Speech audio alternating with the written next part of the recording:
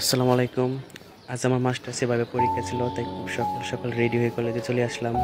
কলেজে এসে দেখি খুব সুন্দর ফুল, দেখে খুব ভালো লাগলো, কিন্তু কেউই আসে নাই। গ্রাম থেকে শুধু আমি আর আমার বান্ধবী খুব সকাল সকাল চলে আসলাম। তো কি আর করার, উপরে উঠলাম। উপরে উঠে দেখলাম যে উপরে কেউ নাই।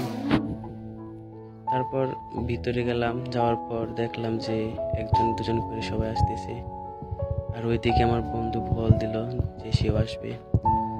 তারে আনতে যখন নিচে নামি তখন দেখি যে সব আসতেছে। এভাবে একে একে সবাই চলে আসলো, আমার বন্ধু আসলো, তারপর ক্লাসে চলে আসলাম, সবাই চলে আসছে। স্যার বুঝিয়ে দিল যে কীভাবে কী করতে হবে।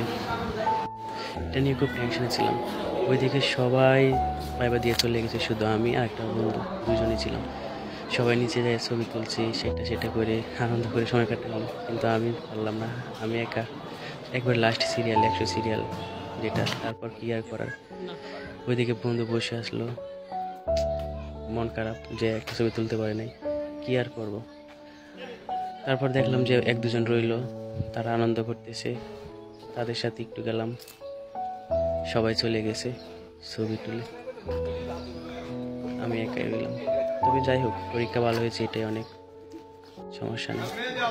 এদিকে আমার কয়েকজন বন্ধু বান্ধব ছবি তুলতেছে, আনন্দ করতেছে, সেখানে রইলাম। ওইদিকে আমার বন্ধু আর আমার বাতিজি আমার জন্য অপেক্ষা, ছবি তুলতে পারে না বলে মন খারাপ দুজনে। তারপর তাদের হাসানোর চেষ্টা, তারা রাগ করছে, এত কষ্ট করে আসলো ছবি তুলবে কিন্তু পারে নাই। যাই হোক, রাগ করে লাভ নেই, বন্ধুই তো। তারপর একসাথে খেতে আসলাম রেস্টুরেন্টে, নরসুন্দা নদীর পাড়ে। রেস্টুরেন্টটা অনেক সুন্দর, চারিদিকে খুব সুন্দর সবুজ প্রকৃতি, বাতাস ছিল, ভালোই লাগলো। তারপর একসাথে সবাই খাইলাম, খাওয়ার পর মনটা হালকা ফ্রেশ হলো।